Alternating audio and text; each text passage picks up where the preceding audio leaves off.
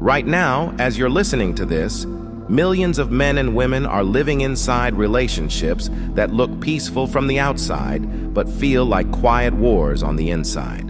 They smile for pictures. They hold hands in public. But when the doors close, the air turns heavy. Every word becomes a weapon. Every silence feels like punishment. And love, the same love that once made them feel alive, has turned into a leash. Most people think abuse has to leave bruises. They imagine shouting, slapping, breaking things. But the truth is far more terrifying. The real violence doesn't always make noise. It hides inside small moments, the sigh, the eye roll, the subtle withdrawal of affection. It's the slow erosion of your confidence until you start apologizing for existing. And it's happening to both men and women every single day in ways so invisible that even the victims don't recognize it until they're already hollow. We've built a culture that only believes one side of pain. We say, men are the problem, or we say, women are the problem, as if suffering chooses a gender. But emotional cruelty doesn't discriminate. Men and women both bleed differently, that's all. Some people use fists, others use words. Some destroy your body, others destroy your mind. The end result is the same. You become a ghost in your own life, walking, working, pretending, while dying quietly inside. I've seen men stripped of dignity by guilt and silence. I've seen women erased by manipulation disguised as love. And in both cases, the pattern is identical. Control masked as care, power hidden under the language of devotion. They both say, I'm doing this for us. But what they really mean is, I want to own you. The worst part? The world doesn't see it. When a man says he's being emotionally abused, he's called weak. When a woman says the same, she's called dramatic. Nobody wins in this blindness. We're too busy assigning blame to notice the pain. So today, we're going to walk through the shadows that live inside modern relationships. The psychological games, the invisible prisons, the war between love and power. Because until we understand that cruelty wears many faces, we'll keep pretending that one gender suffers while the other sins. The truth is simpler and darker. Both can be victims. Both can be monsters. And sometimes, both are trapped in the same cage, each holding the other's key. We live in a world that teaches you what abuse looks like, but only from one angle. We see campaigns, posters, and headlines that show one story again and again. The man as the villain, the woman as the wounded. And yes, that story is real, but it's not the only one. For every woman suffering in silence, there's a man swallowing pain behind a calm face. For every man breaking someone with his anger, there's a woman breaking someone with her words. Yet the spotlight only ever points one way, and the rest of the truth stays hidden in the dark. Society loves simple villains. It loves clean labels, easy categories, good versus bad, male versus female. But human beings aren't that simple. The most dangerous cruelty doesn't come from monsters. It comes from ordinary people who believe they're the heroes of their own story. A woman can destroy a man and still believe she's protecting herself. A man can control a woman and still believe he's providing love. They both call it care. They both call it duty. But underneath those words lives something else. Fear, insecurity, and hunger for control.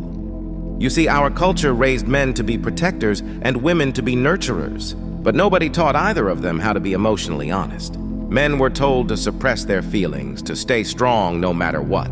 Women were told to be kind even when they're in pain, so both learned to lie, not just to each other, but to themselves. That's how manipulation becomes normal. That's how people justify cruelty, because deep down they think it's love. And when someone finally speaks up, the world doesn't listen. When a man says, she's abusing me, people laugh. When a woman says, he's gaslighting me, people roll their eyes. We're conditioned to see pain through gender, not through truth. So we end up protecting abusers just because they don't fit the stereotype. We defend cruelty because it's dressed in empathy. We doubt the victim because they don't look like one. And that's how this sickness survives, by hiding behind the mask of normal. Until we learn to see beyond gender, we'll keep missing the real enemy. It's not men. It's not women. It's power without empathy. Control without compassion. Love without respect. Because abuse doesn't wear one face. It wears whichever one the world refuses to question. Most men don't realize when they're being broken. It doesn't start with shouting or violence. It starts with small requests that sound like love. Don't hang out with them. They don't respect me. Why do you need space if you love me? Why are you so cold lately? At first, he tries to be understanding. He wants to make her happy. He gives up a few things, a hobby here, a friendship there. It feels like compromise, the kind everyone makes in love. But slowly, compromise becomes control. Every choice turns into a test. Every mistake becomes evidence of his failure. He begins to live in apology mode, constantly trying to fix problems that never existed. And before long, he forgets what peace feels like. This is how male victims of psychological abuse are created. Not through fear of pain, but through fear of disappointment. He's not scared she'll hurt him. He's scared she'll stop loving him. So he walks on eggshells.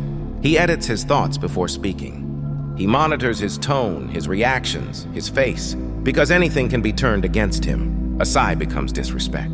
Silence becomes neglect. Honesty becomes cruelty. Then comes the isolation. He doesn't lose his friends because she forbids them. He loses them because every time he tries to see them, there's a fight. Not about going out, about something else entirely. Something that magically appears right before he leaves. So he cancels again and again until the invitations stop coming. She calls it love. He calls it peace, but it's really control disguised as care.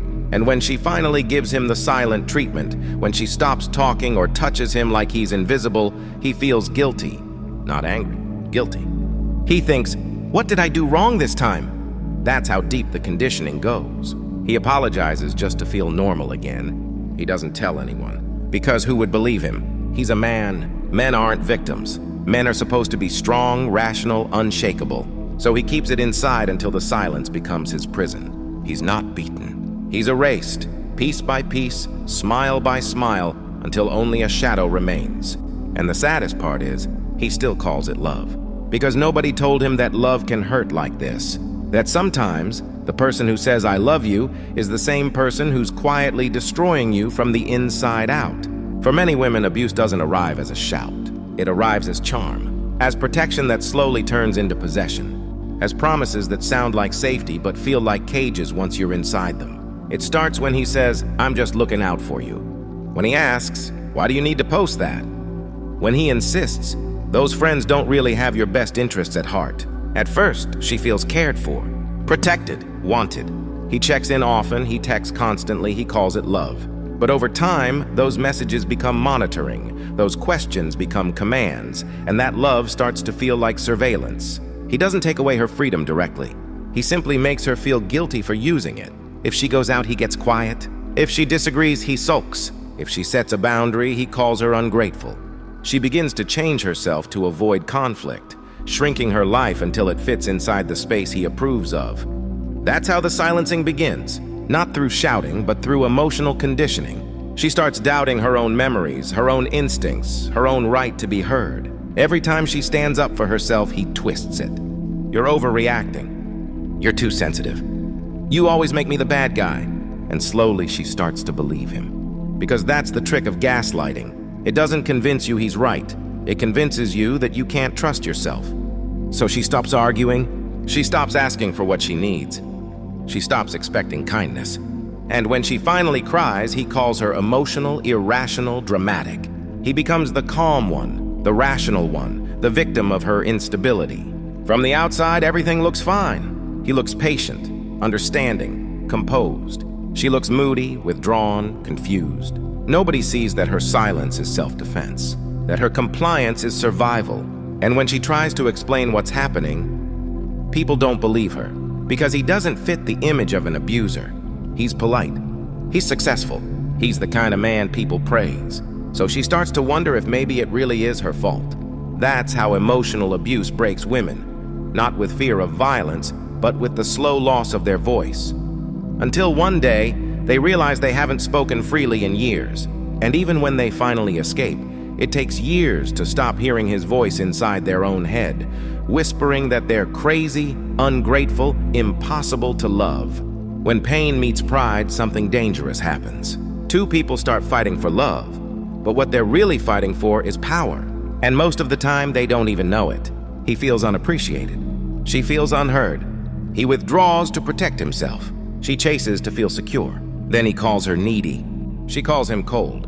And the dance continues, two wounded people mistaking survival for connection. Every argument becomes a competition. Who hurts more?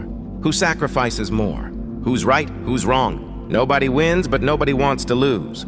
Because losing means being vulnerable, and vulnerability feels like danger. So instead of healing, they build defenses. He builds walls of silence.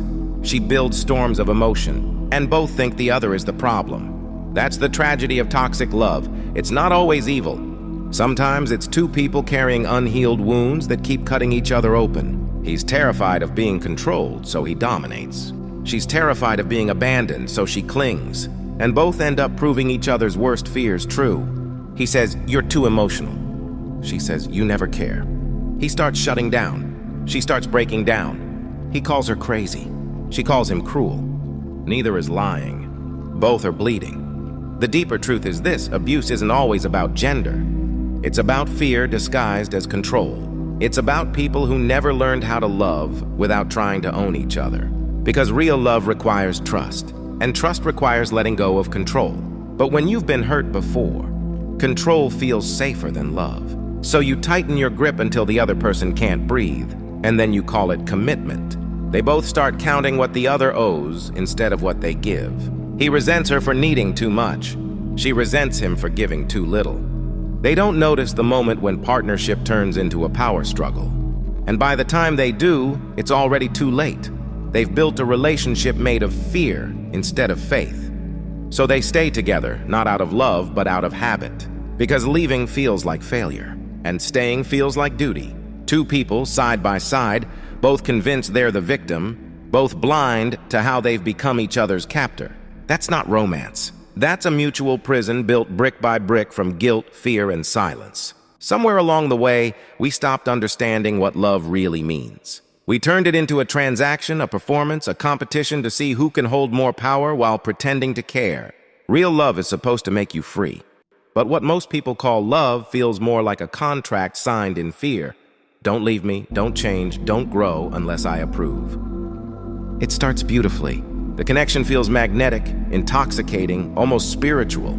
You call it destiny, but it's really chemistry mixed with wounds that recognize each other. Because broken people attract mirrors, not healers. So the man who fears rejection finds the woman who fears abandonment. The woman who craves security finds the man who craves control. They lock together perfectly, like puzzle pieces, not because they fit, but because their damage fits. Then the rules begin. Small, subtle, invisible. He decides when she's allowed to feel sad. She decides when he's allowed to feel angry. He polices her independence. She polices his emotions. They call it compromise, but it's really negotiation for power. The worst part? It all hides under the word love. Control says, "I'm only doing this because I care." Possession says, "I just want to keep you safe." Insecurity says, "You belong to me." And the other person believes it because it feels like passion. We're taught that love is sacrifice, but too much sacrifice turns love into servitude. You start losing small pieces of yourself, your voice, your confidence, your joy, until one day there's nothing left to give. And still, you keep giving. That's not love. That's fear wearing perfume. Control always pretends to protect you while quietly suffocating you. It rewards obedience with affection and punishes honesty with silence. It keeps you addicted to the approval of the very person who's limiting your freedom. And when you try to reclaim your space, they call it betrayal. They say, "You've changed." They say, "You don't love me anymore." But what they really mean is, "You're no longer under my control." True love doesn't shrink you to fit someone else's comfort. It expands you. It lets you breathe. It doesn't demand loyalty at the cost of your identity. It celebrates your growth, even if that growth scares them. Until we stop confusing love with ownership, relationships will keep turning into prisons. Decorated beautifully, maybe, but prisons nonetheless. From the outside, everything looks perfect. They post pictures together, smiling on vacations, holding hands at dinners, saying the right things about love and partnership. People comment, "Couple goals." They look happy, successful, in sync, but no one sees the truth. The silence that fills their home, the tension that hangs like smoke after every conversation, the loneliness that hides behind filtered smiles. That's the paradox of toxic relationships. They're often the most photogenic. Because both people are performing, not for each other, but for the world. They need the illusion.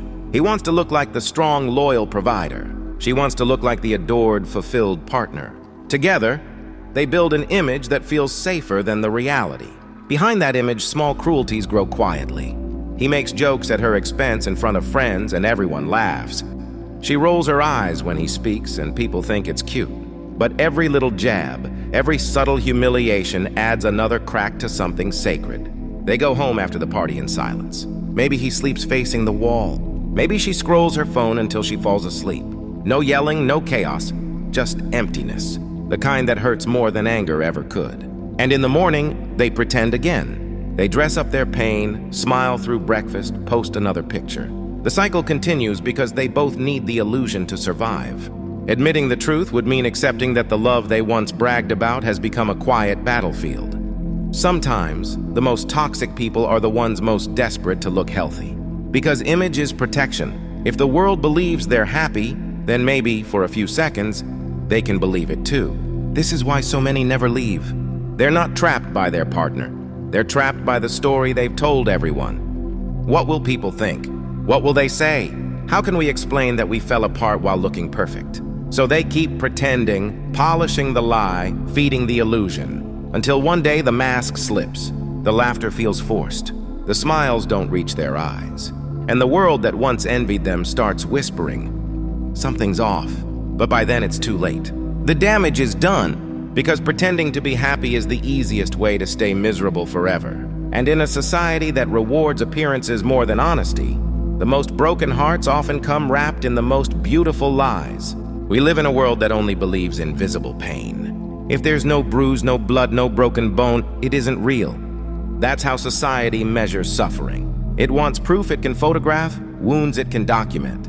But emotional scars don't show up on reports. So when someone says, he's controlling me, people ask, has he ever hit you? And when someone says, she's destroying me emotionally, they ask, why don't you just leave? They don't understand, leaving isn't the hard part. Believing that you deserve to leave is, the system loves simple victims. The kind that fit into categories. The kind that make paperwork easy. Women cry in courtrooms and get called dramatic. Men cry and get called weak. Both are humiliated in different ways. If a woman reports emotional abuse, she's told it's not serious. If a man reports it, he's told it's impossible. And that's how thousands of people quietly disappear into depression, anxiety, and self-doubt. Not because nobody hurt them, but because nobody believed them. Society doesn't know how to handle invisible suffering. So it ignores it. It rewards silence and punishes truth. It tells men, be strong. It tells women, be patient. Both phrases are just polite ways of saying, endure it. And then, when people finally break down, we call them unstable. We don't ask what happened to them, we just label them. Angry, bitter, difficult, crazy. Because that's easier than admitting our culture has no space for quiet pain. The legal system isn't much better. Emotional abuse doesn't fit neatly into evidence. Manipulation doesn't leave fingerprints. Gaslighting doesn't have witnesses. So the abuser walks free, not because they're innocent, but because they're clever enough to stay invisible. Meanwhile, the victim learns to doubt their own mind. They start thinking maybe they're overreacting, maybe they're too sensitive, maybe they really are the problem. That's how the system wins, not by helping the guilty, but by exhausting the innocent. We've built a world where empathy depends on proof, where truth needs documentation, where heartbreak is only valid if it bleeds. And until we change that, people will keep suffering in silence. Men behind stoic faces, women behind polite smiles, both screaming for help in languages the world refuses to learn. Leaving isn't the end. It's the beginning of a different kind of pain, the kind that doesn't come from someone else. It comes from inside you. Because when you finally walk away, you don't just leave a person. You leave a version of yourself that existed for them, the version that kept apologizing, that kept trying to fix what wasn't yours to fix, that believed if you just loved harder, they'd finally change. And when that version dies, it hurts, like tearing your soul from your own skin. People think freedom feels good. At first it doesn't. It feels empty, quiet, too quiet. Because for so long chaos was your normal, the silence feels wrong, almost frightening. You start missing the noise. Not because you want them back, but because pain was the only thing that made you feel alive. You scroll through old photos. You replay old conversations. You rewrite memories to make them kinder than they were. That's the mind trying to protect you, turning monsters into memories you can tolerate. Healing isn't linear. One day you feel strong. The next day you're crying over a song that used to mean nothing. You question your choices, your worth, your ability to ever trust again. And that's okay, because healing isn't about forgetting what happened. It's about remembering without letting it destroy you. You start rebuilding slowly. You eat alone without feeling lonely. You laugh without feeling guilty. You rediscover hobbies you abandoned because they didn't fit inside the life you built with them. Every small act of joy feels like rebellion. Every moment of peace feels like victory. And somewhere in that process, something shifts. You stop asking, why did they treat me that way? And start asking, why did I accept it for so long? That's when real healing begins. Not when the pain disappears, but when you stop mistaking survival for love. Because the truth is, you don't heal by forgetting the person. You heal by remembering yourself. One day you'll look back and realize you survived something you thought would kill you. And you'll feel something stronger than pride. Peace. Not the kind that comes from being safe, but the kind that comes from knowing you'll never settle for less again. That's the moment you're truly free. Not when they're gone, but when the version of you that needed them finally is. Healing doesn't end when the pain stops. It ends when you learn to open your heart again without fear. After everything you've survived, the idea of love feels dangerous, almost absurd. You tell yourself you're better off alone, safer that way, untouched by anyone's expectations. But deep down, you still crave connection. Not the kind that consumes you, but the kind that grounds you. The hardest part isn't trusting someone new. It's trusting yourself. You question your instincts, your judgment, the parts of you that once believed lies wrapped in affection. You overanalyze every word, every silence, searching for signs of manipulation before it starts. That's not paranoia. That's trauma trying to keep you safe. But love, real love, can't grow in constant defense. You'll meet someone patient, someone gentle enough not to flinch when you hesitate, someone who doesn't demand your vulnerability but earns it slowly, moment by moment. They'll listen instead of correcting. They'll hold space for your scars instead of pretending they don't exist. They won't make you forget what happened. They'll make remembering less painful. Love after abuse is different. It's quieter, slower, built on mutual respect rather than control. It's not fireworks. It's warmth that stays. It's not about losing yourself in another person. It's about finding a version of love where you can still be yourself. You'll catch yourself waiting for the explosion that never comes. You'll expect punishment for mistakes that never arrive. You'll apologize for things that don't need apologies. And when the other person says it's okay and means it, you'll realize how abnormal your old normal was. This is where growth begins, not by erasing your past, but by refusing to repeat it. You'll stop chasing intensity and start valuing consistency. You'll stop confusing chaos for passion. You'll stop believing love is supposed to hurt. Both men and women, after escaping toxic love, must learn this truth. Real strength isn't in enduring pain, it's in choosing peace. And peace often feels uncomfortable at first because it's so unfamiliar. One day, you'll wake up next to someone who doesn't make you question your worth. They won't need to control you, fix you, or break you to feel powerful. They'll simply be there, quietly, consistently, lovingly. And that's when you'll know you've done the impossible. You didn't just survive abuse. You learned how to love again without losing yourself. That's not weakness. That's evolution. This is where it all comes together. The pain, the lessons, the loss, the rebuilding, everything leads to this one truth. Love without respect is just control wearing a mask. And both men and women are capable of wearing that mask. Abuse doesn't have a gender, it has a pattern. A hunger for control, a fear of losing power. And it hides behind words like care, loyalty, and love. For too long, society has painted abuse in black and white. Men as monsters, women as victims. But the world isn't that simple. Pain doesn't discriminate. Manipulation doesn't care about gender. There are men silently breaking under emotional cruelty and women quietly fading under psychological control. Both are victims of the same disease. domination disguised as devotion. The real enemy isn't masculinity or femininity. It's the mindset that love means ownership, that control equals safety, that silence equals peace.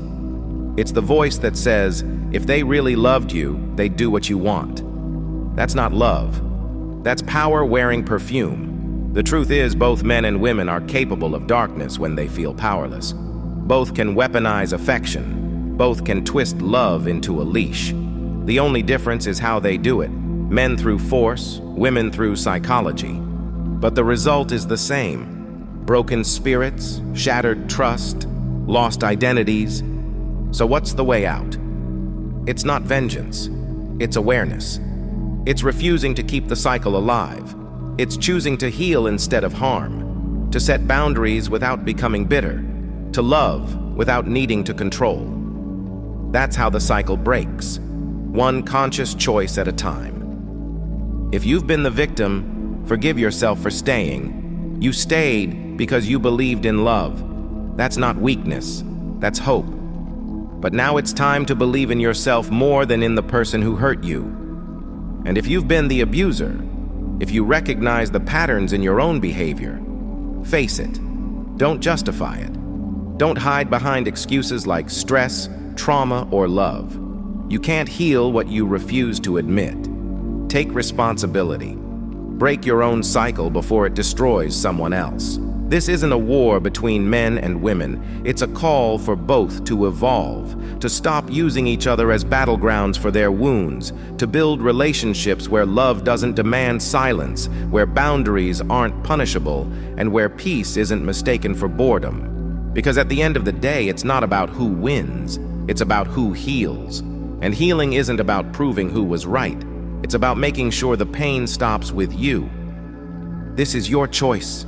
Your moment, your turning point.